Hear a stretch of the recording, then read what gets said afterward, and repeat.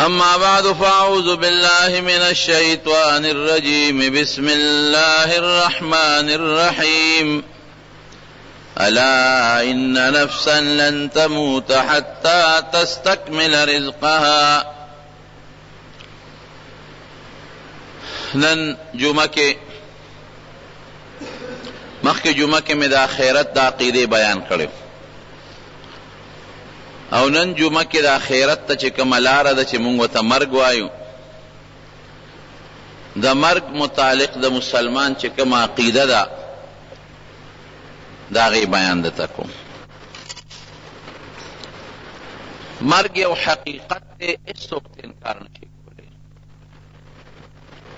په دې مخ د ځمکه بعضې خلک داسې دي چې هغې الله نه مني، لکه دا روس والا خلک او چین والا. څوک زمونږ ښکلی پیغمبر نه مني، به حیثیت د پیغمبر ایمان پې نه لري. څوک قرآن نه مني. ډېر خلک دي چې هغې فرشتې نه مني، رسولان نه مني. خو داسې به هېڅوک هم نه چې مرګ نه مني.